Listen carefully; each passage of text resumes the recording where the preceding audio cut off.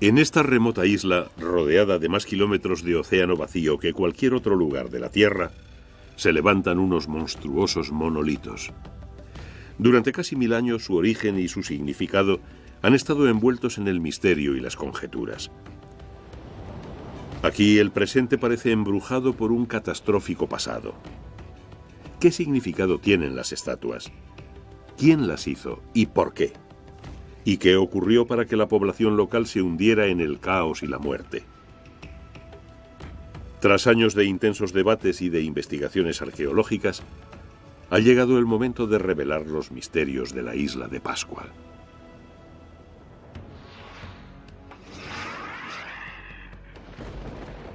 Los misterios de la isla de Pascua.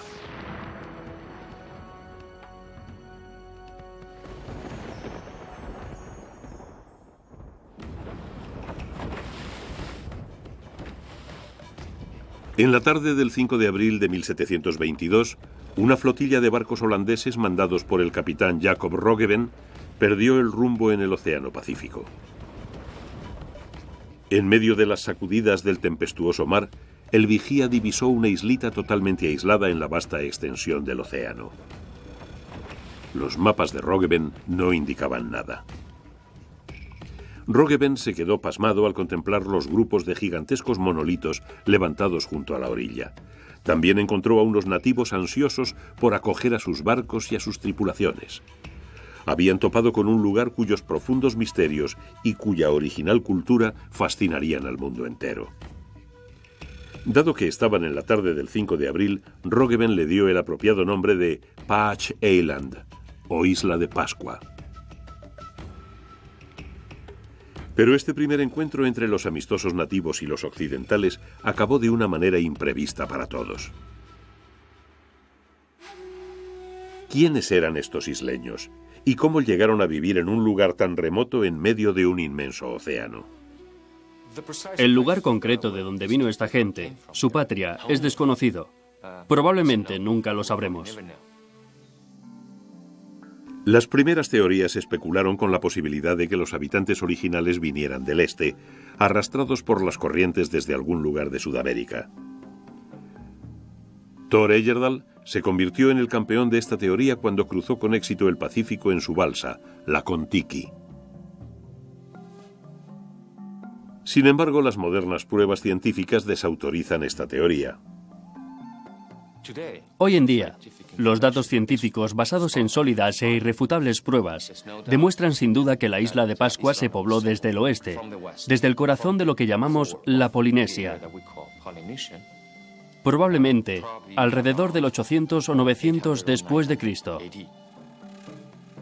La Polinesia se compone de casi 1000 islas de tamaños que van desde la extensa isla norte de Nueva Zelanda a diminutos islotes con apenas suficiente sitio para que aniden los pájaros. La Polinesia se extiende desde Nueva Zelanda al oeste hasta Hawái en el norte. La isla de Pascua se encuentra en el extremo sudeste del archipiélago. Los ancestros tuvieron que ser polinesios, porque a día de hoy los análisis de ADN demuestran que eran de linaje polinesio. Hablaban un idioma polinesio.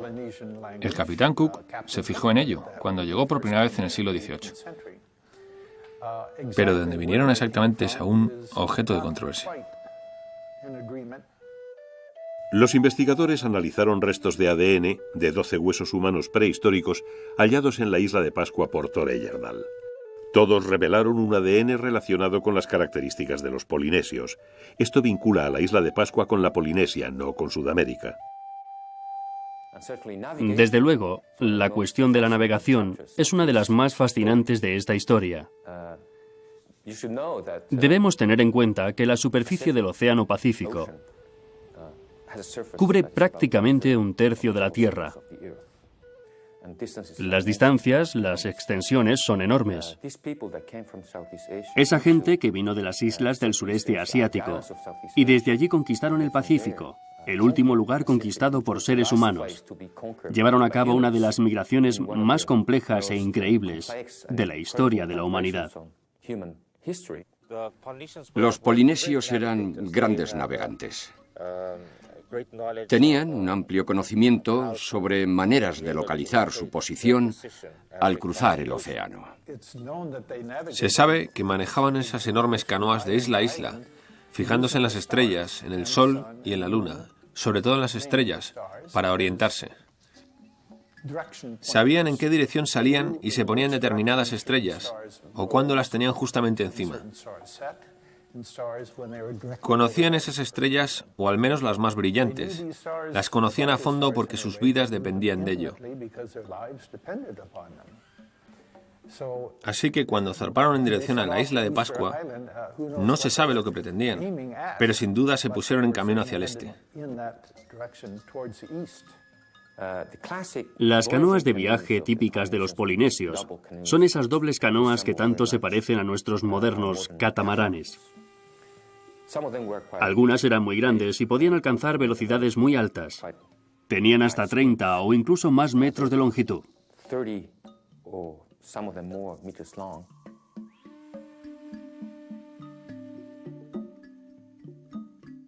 Eran canoas dobles con una plataforma en medio y una casa en la plataforma.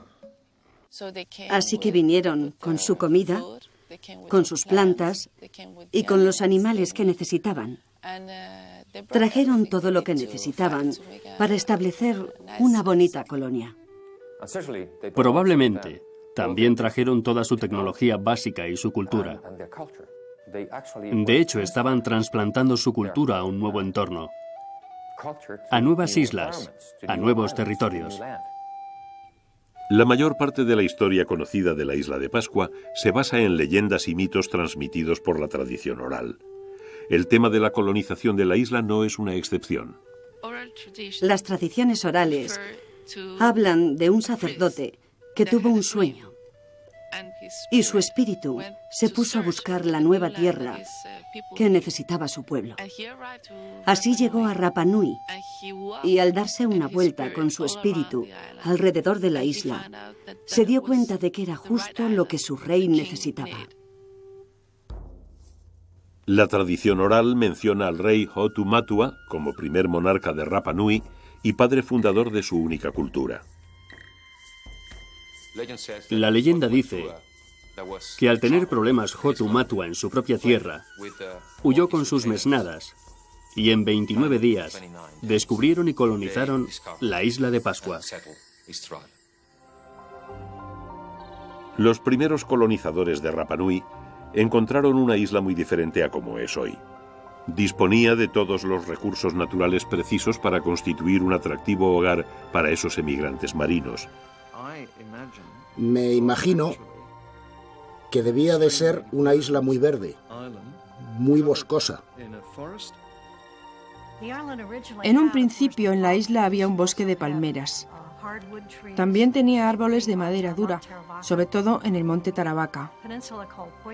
Se sabe que en la península de Poiki había un enorme bosque de palmeras gigantes, una variedad ya extinguida. Era la isla más rica en pájaros de todo el mundo. Había pájaros tropicales, pájaros fragata y pájaros bobos. Tuvo que ser un lugar fabuloso, el paraíso total sobre la tierra. En este oasis del vasto Pacífico se desarrolló una cultura que pronto quedó aislada. No solo por las grandes distancias que los separaban de las islas vecinas, sino también por sus propias creencias. Crearon un mito que mantendría al pueblo apegado a Rapa Nui. Inventaron una leyenda según la cual la isla estaba rodeada por otras muchas islas. Entonces apareció un gigante con una maza enorme y fue hundiendo todas las otras islas. Y cuando puso la maza en ese volcán, la maza se rompió y por eso la isla no se hundió. Así que pensaban que no quedaba ninguna otra isla en todo el mundo y que eran los últimos supervivientes de un mundo del pasado. A solas en su islita, el antiguo pueblo de Rapa Nui desarrolló una sociedad particular. Se cuenta que cuando Hotu Matua murió, sus 8 hijos dieron origen a 8 tribus. A continuación colonizaron las diferentes partes de la isla. Sus cosechas crecían bien en la fértil tierra volcánica.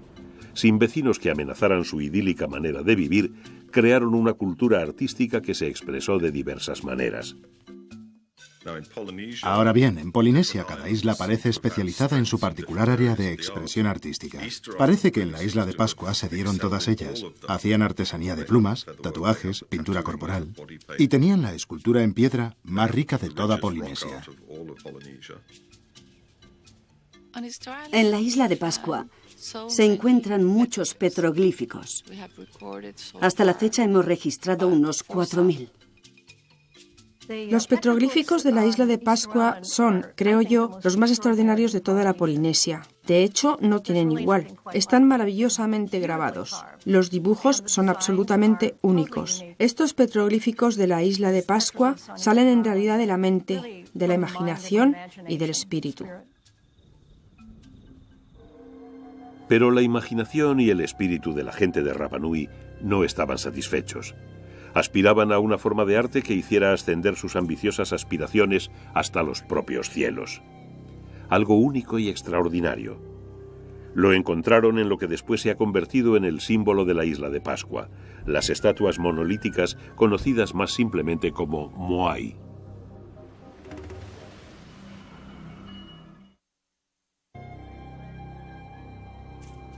Cuando la gente piensa en la isla de Pascua, inmediatamente surgen en la mente estas misteriosas estatuas de piedra, los Moai. Los científicos han identificado al menos 1000 de estos enigmáticos gigantes. ¿Qué cosas son?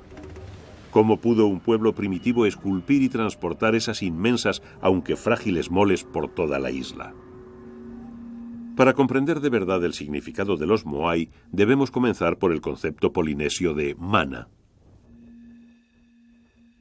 Mana es un poder espiritual. Puedes heredarlo de tu familia y puedes adquirirlo por tu propia capacidad. Por ejemplo, un artista del tatuaje que realiza un magnífico trabajo puede adquirir mana mediante la belleza de su trabajo. Un jefe tiene mana sobre la base de quienes fueron sus antepasados. De modo que el mana se ha llegado a comparar con una electricidad espiritual, algo que te recorre cuando te enchufas al otro mundo. Mana era el poder definitivo y definidor de la isla de Pascua. Era lo que hacía de los Moai algo tan importante. El Moai es una estatua esculpida para conservar el maná del antepasado. Cuando un Moai se termina y se sitúa en su plataforma, es una cara viva porque el espíritu del antepasado ya ha entrado en la estatua. Los Moai representaban para el pueblo de la isla de Pascua a sus divinizados antepasados. Todo el mundo remontaba su linaje a un antepasado común. En términos generales, una estatua representaba a este personaje o a esta persona en concreto. Los Moai se colocaban en plataformas ceremoniales o altares que en Polinesia se denominan ahu. El ahu era el punto focal de un linaje o tribu. Fundamentalmente, se trataba de una plataforma de piedra rectangular que se levantaba para colocar encima los enormes Moai. Un error muy común sobre la isla de Pascua es pensar que las estatuas están mirando al océano. Bueno, desde luego no es así. Todas las estatuas miran hacia el interior. El ahu se construía muy cerca de la costa. Existía una plaza preparada especialmente. Funerales, ritos de fertilidad, sacrificios, asambleas, acontecimientos políticos, todo ocurría aquí. Desde el punto de vista social y religioso, era el emplazamiento más importante de un grupo. Estatuas gigantes mirando al interior, por encima del pueblo. Eso es material muy potente. Imagínate que tus antepasados están mirando cada cosa que haces. Se han encontrado ajus por todos los rincones de esta isla de 95 kilómetros cuadrados, indicando los emplazamientos de los incontables pueblos que han desaparecido. Sorprendentemente, una abrumadora mayoría de Moai se originó en el mismo punto. Las estatuas se esculpieron en una sola cantera. El 99% de las 1000 estatuas se realizaron en la cantera de Ranu Raraku. Ranu Raraku es un cráter volcánico.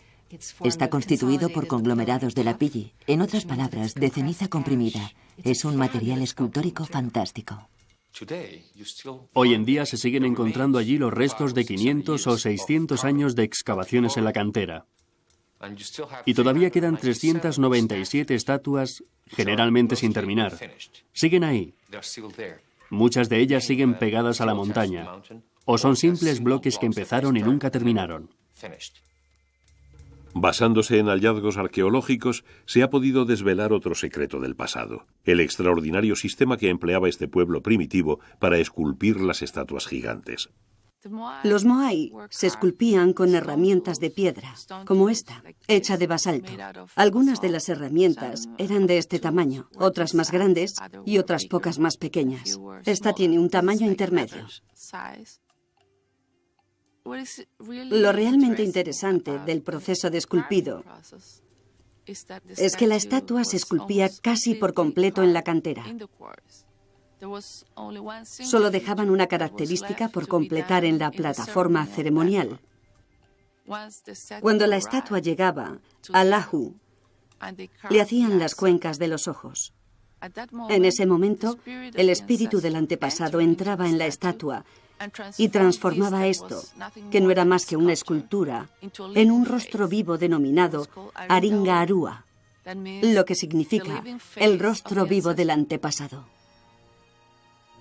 Parece que las tribus de la isla compartían la solitaria cantera de Ranu Raraku a la hora de esculpir sus moai para el ahu de su pueblo. Los moai eran esculpidos por equipos de personas. No creemos que fueran más de 15 cada vez, y esculpían dirigidos por un maestro de obra. Sabemos que lo hacían los hombres, sabemos que eran elegidos cuidadosamente y sabemos que recibían mucho prestigio por ello. Debían de pertenecer a un estrato muy privilegiado de la sociedad, pues naturalmente estaban exentos de toda actividad de producción de alimentos. El resto del pueblo se dedicaría a reunir alimentos para llevárselos a los escultores, porque estos estarían demasiado ocupados creando esas obras de arte. No podrían ir a pescar o lo que fuera. Era una posición de mucha categoría. Los moai se esculpieron con el mismo método durante siglos, pero la forma de las estatuas no permaneció igual.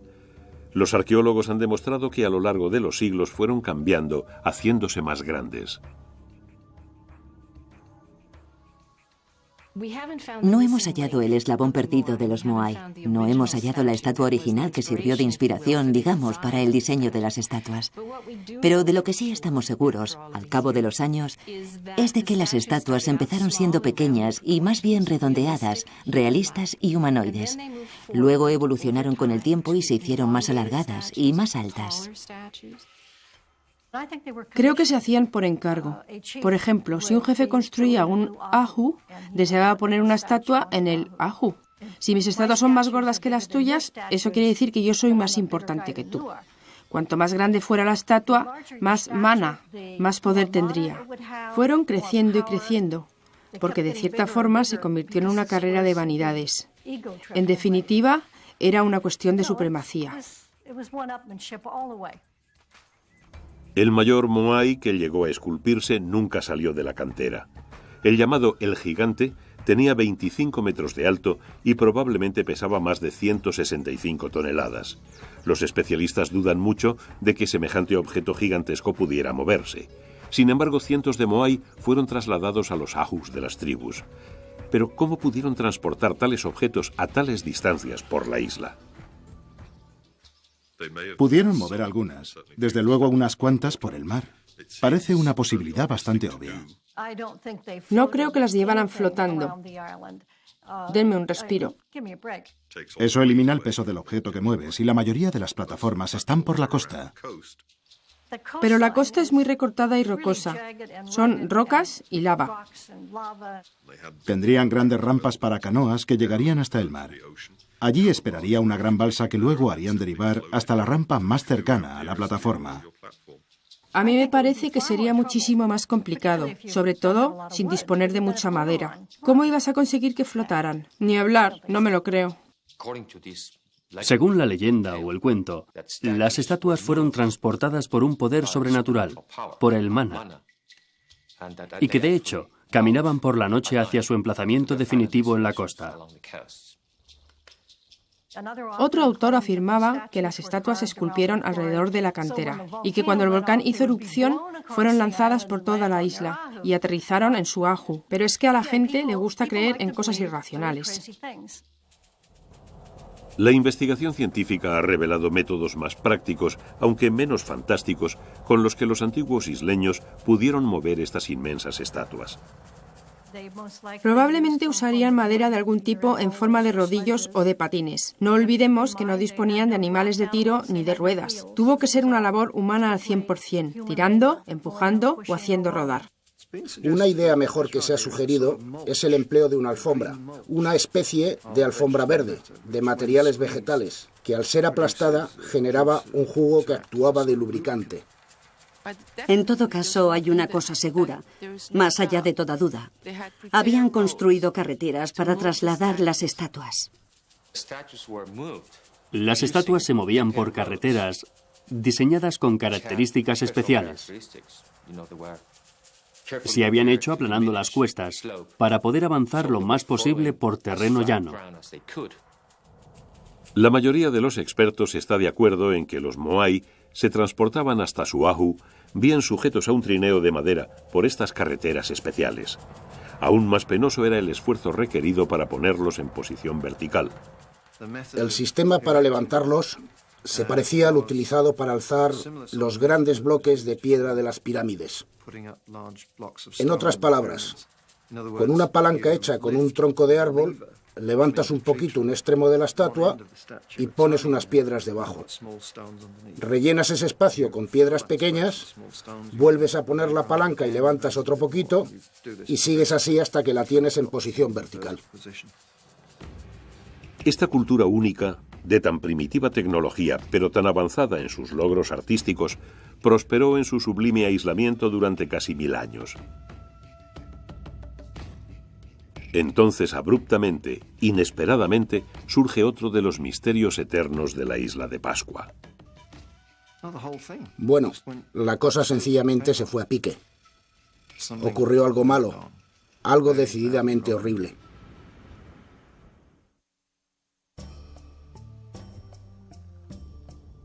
Hacia el siglo XVII, la cultura del moai en la isla de Pascua alcanzó su momento culminante. El gigantesco Ahu de Tongariki es su último monumento. El Ahu Tongariki es el mayor monumento ceremonial que jamás se haya construido en tiempos prehistóricos. Es con mucho el mayor monumento ceremonial del Pacífico. Se colocaron encima de este monumento 15 estatuas monolíticas, el mayor número conocido. Por lo que sabemos, debía de haber una cierta rivalidad amistosa entre todos estos pueblos y seguramente se ayudarían mutuamente para construir estas plataformas y transportar las estatuas y demás. Es bastante insólito en Polinesia encontrarse con lo que parece un siglo de paz y armonía, de acuerdo con lo que nos dice la arqueología. 1000 años de paz y armonía antes de que las cosas empezaran a degradarse. Desde luego, el barniz de la próspera sociedad de Rapa Nui empezaba a agrietarse. La pequeña isla empezaba a tener exceso de población debido a su propia prosperidad. Está claro que la población debió crecer de manera regular, quizá rápidamente durante los primeros siglos. Quizá incluso se multiplicaba por 2 a cada generación, y en determinado momento entraron en crisis y descendió. A este desastre en ciernes se añadía la explotación del frágil ecosistema de la isla por su creciente población. En general tenemos una visión muy romántica de la Polinesia, del noble salvaje viviendo en armonía con la naturaleza. Pues es una falacia. Los polinesios, como todos los demás grupos humanos, eran geniales a la hora de adaptarse y sobrevivir en un nuevo territorio. Pero alteraban profundamente ese territorio y las consecuencias eran desastrosas. En general, mucha gente piensa que el ejemplo extremo de ello fue la isla de Pascua. Lo que ocurrió fue que necesitaban madera prácticamente para todo, hasta para cocinar. Necesitaban despejar la tierra para plantar. Así que lo que ocurrió fue que se les acabó la madera. Los bosques desaparecieron por completo.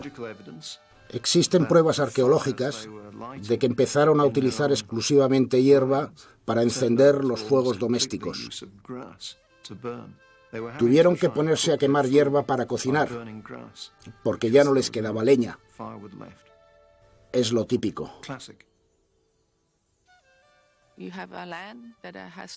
Estás en una tierra en la que ya no quedan árboles. El agua se vuelve escasa. Y en una situación de sequía, la comida escasea. Todos estos factores conducen a una situación muy crítica. La deforestación de la isla, combinada con cambios extremos en el ecosistema, produjo una rápida desintegración del milenario culto de los Moai. Muchas estatuas quedaron abandonadas a medio esculpir. Es como si hubieran dejado caer las herramientas y se hubieran marchado. Las herramientas se quedan por ahí tiradas. Fuera lo que fuera, da una extraña sensación de brusquedad. A partir de los estudios del polen realizados en la isla de Pascua, se ha sabido que la población sufrió escasez de materias esenciales, de alimentos, de leña para el fuego e incluso de agua potable. Eso pudo ayudar a precipitar la ruina de ese sistema tan bonito, pacífico y armónico que había durado tanto tiempo. Empiezan las incursiones. Un pueblo ataca a otro para robar su comida, probablemente. La ocupación total de la tierra implica que ya no hay a dónde ir. Y eso desemboca en conflictos. Grupos determinados o tribus empezaron a luchar contra otros grupos por el control de los recursos, principalmente la comida y el agua. Y eso es la guerra.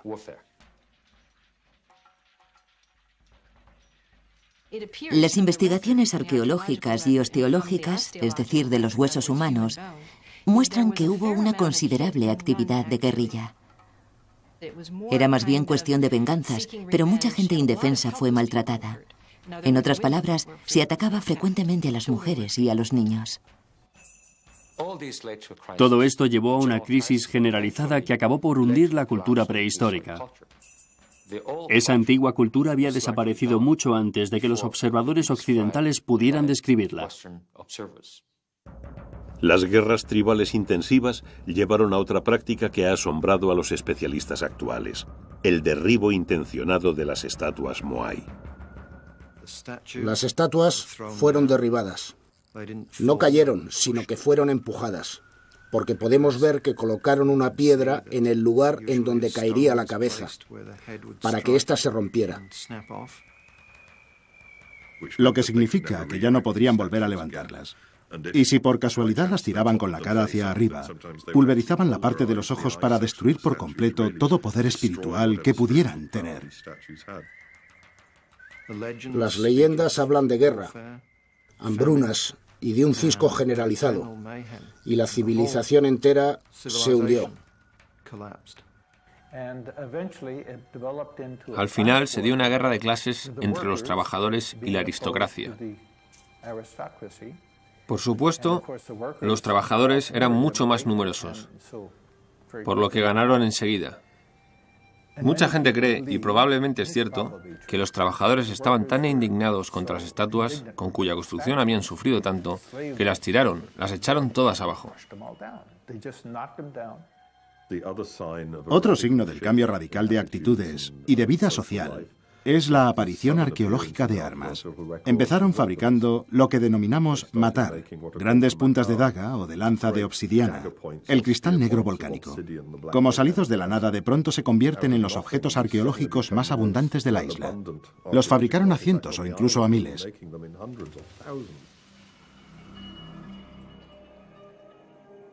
Al extenderse el conflicto, los campos quedaron yermos y desatendidos. El hambre se generalizó. Esta situación quedó reflejada en grabados simbólicos. Desde luego, la comida parece ser el elemento central en este momento. Tenemos los famosos grabados en madera de Moai Kaba Kaba en la isla de Pascua, que al parecer representan seres humanos en el máximo grado de inhalación, con unas enormes y cavernosas cajas torácicas, con ojos hundidos, o sea que sin duda estaban familiarizados con los síntomas del hambre. Y cuando la hambruna se hizo crónica, condujo a una desesperada y violenta reacción normalmente prohibida. Se ha dicho que los isleños tenían tal carencia de proteínas que empezaron a devorar a otra gente. Hay en la isla de Pascua evidentes pruebas de canibalismo en ciertos lugares de la isla. Los investigadores oyeron decir que los últimos actos de canibalismo se habían producido poco antes de la llegada de los misioneros católicos, hacia 1800. El nombre de la cueva de Anakaitenata puede significar tanto cueva donde comen los hombres como cueva donde se comen a los hombres. Se han realizado excavaciones allí y se han encontrado huesos y otras cosas. Hay un canibalismo de tipo ritual, que consiste en ingerir el cuerpo de un antepasado o de un amigo para apoderarte de su mana. Y luego hay un canibalismo de supervivencia, si tienes que escoger entre eso o morirte de hambre. Es un hecho conocido que las sociedades náuticas, basadas en la vida en el océano, han experimentado ambas cosas. Falta de comida y de agua, una guerra brutal y desesperados actos de canibalismo provocaron un descenso radical en la población de la isla de Pascua. Basándose en la arqueología, los especialistas creen que de un máximo de 15 o 20.000 personas, el número de isleños cayó a unas 1.000 hacia el siglo XVII. Pero cuando ya parecía que la situación de la isla era desesperada y su población estaba destinada a extinguirse, otro giro radical afectó a los habitantes de Rapa Nui.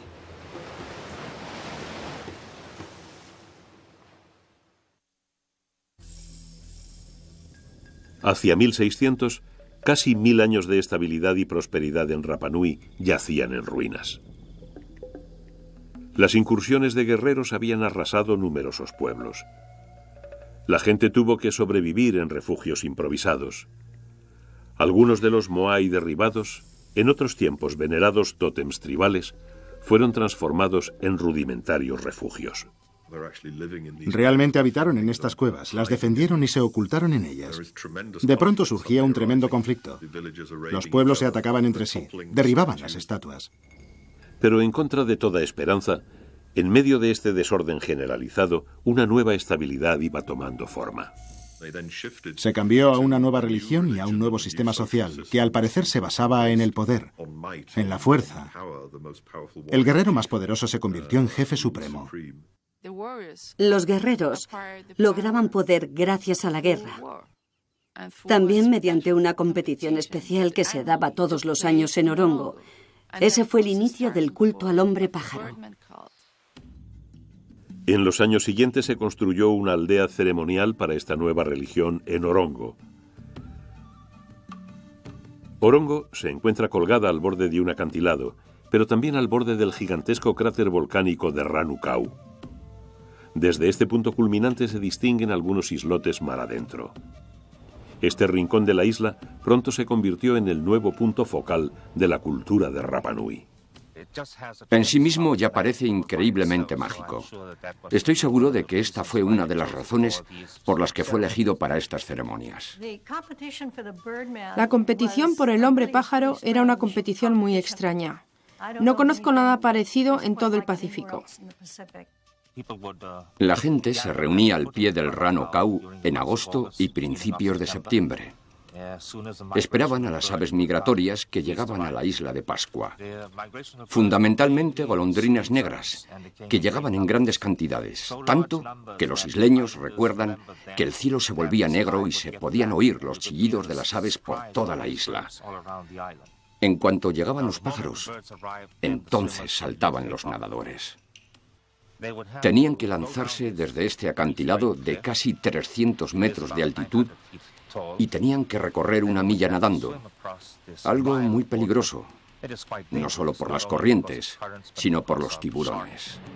Los participantes tenían que alcanzar el islote de Motonui, en donde anidaban las golondrinas. La competición no consistía en llegar antes a la isla, sino en encontrar el primer huevo, y en ese momento aún no lo sabían.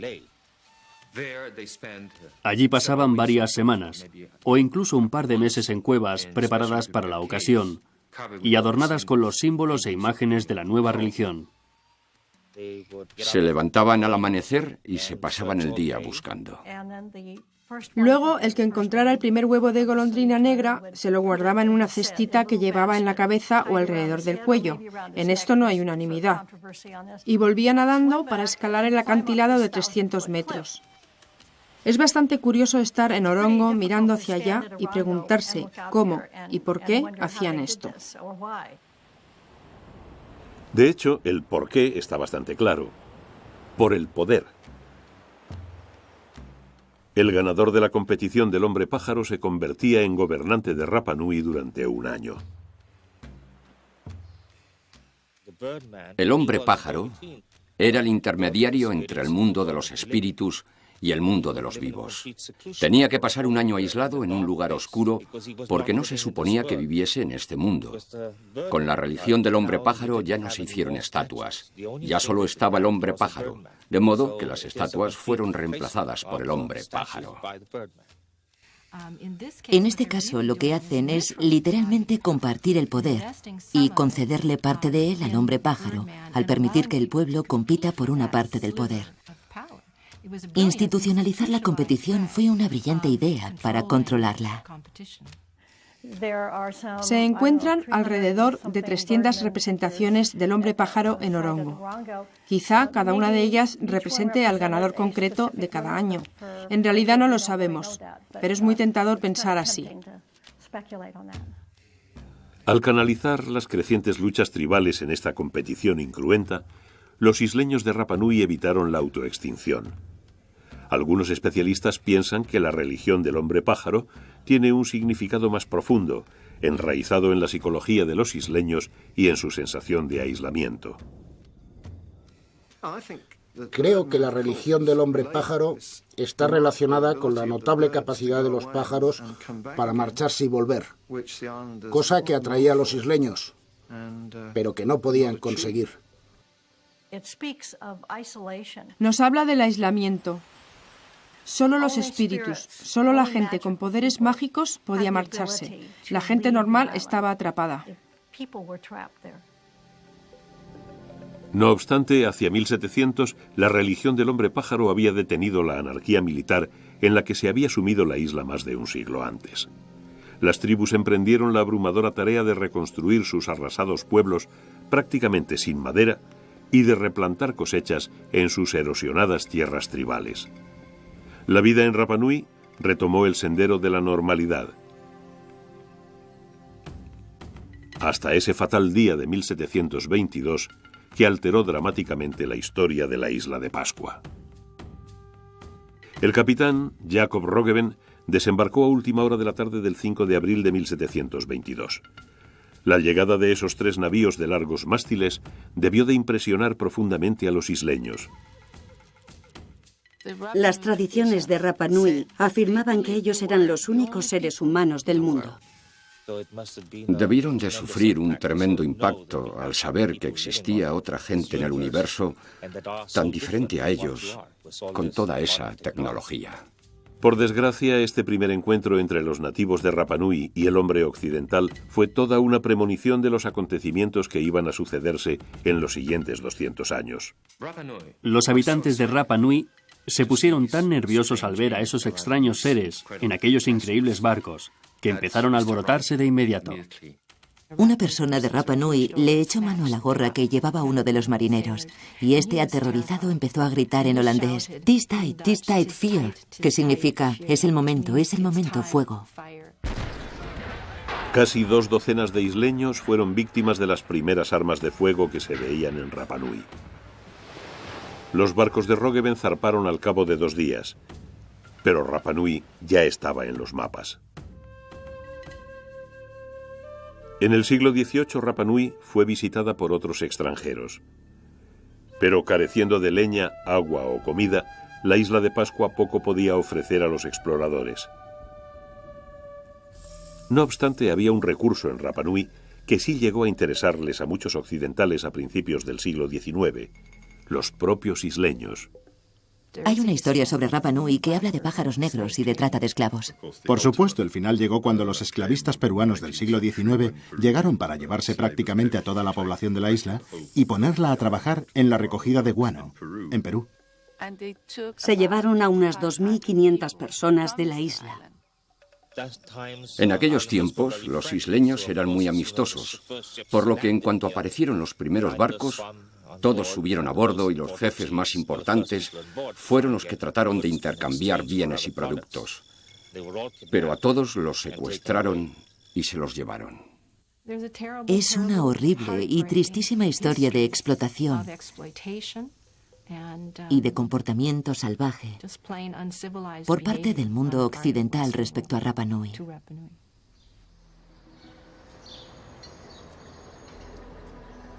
La trata de esclavos era una actividad predominante en toda la Polinesia Oriental. La Iglesia Católica y su único representante en la zona, el arzobispo de Tahití, se involucraron. Cuando esa práctica inhumana se detuvo, los isleños que quedaban vivos en Perú fueron enviados de vuelta a casa. Irónicamente, este hecho resultó desastroso. Se desató la viruela debido a las penosas condiciones del barco. De los 360 isleños que esperaban ansiosamente volver a ver su patria, solo 16 sobrevivieron al infernal viaje. Aunque estaban muy enfermos, de todas formas se les desembarcó. De modo que en los meses siguientes la viruela se extendió por toda la isla. Seguramente diezmó a la población. Lo que es importante que recordemos es que esta gran cultura prehistórica, cuya población alcanzó un máximo de 15.000 personas, con un gran desarrollo y con tales grandes monumentos, acabó reducida a un lamentable grupito de 111 supervivientes rodeados por las ruinas de lo que sus antepasados habían construido. A finales del siglo XIX, el esplendor de la isla de Pascua había desaparecido para siempre. Aunque la historia siempre encuentra maneras de sorprender a los que la estudian. De esos tiempos siniestros y oscuros, el nuevo siglo engendró nuevos misterios y un asombroso renacimiento de Rapa Nui.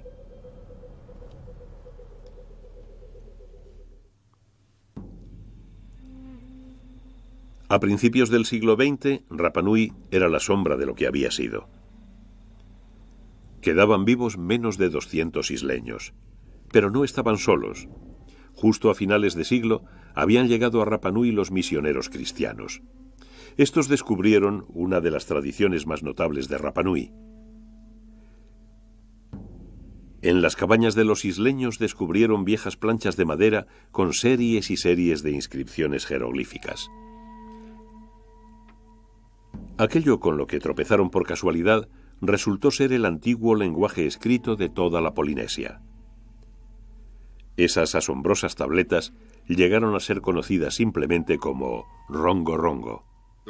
Las inscripciones Rongo Rongo, como se las llama, son únicas en Polinesia. Constituyeron un gran misterio durante mucho tiempo y se sigue discutiendo hasta cuándo se remontan.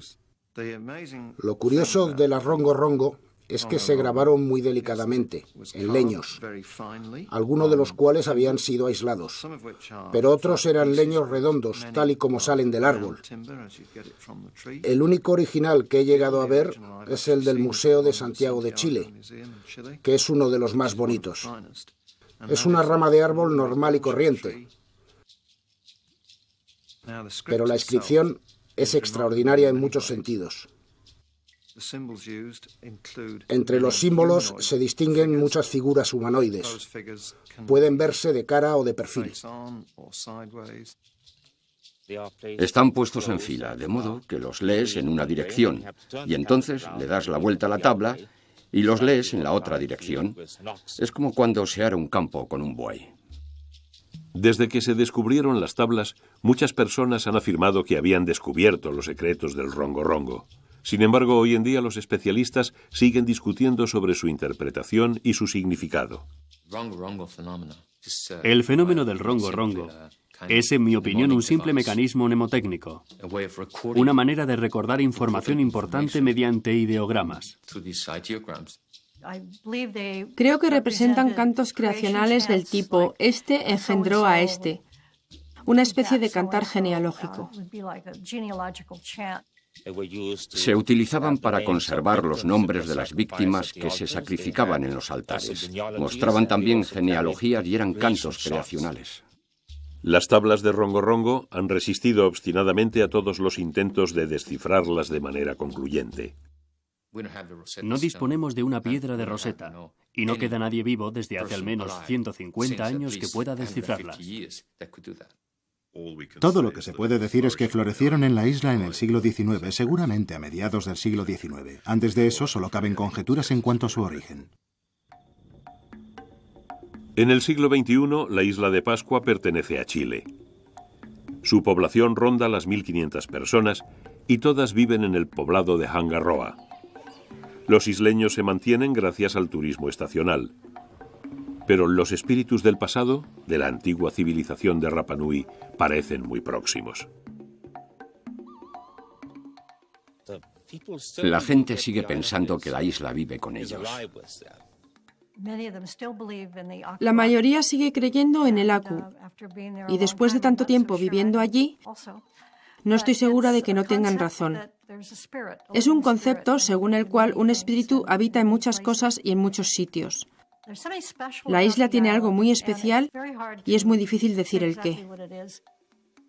Me siento más viva y comprometida, fascinada, atraída y seducida por la atmósfera de la isla. En ese sentido, es también un lugar muy espiritual.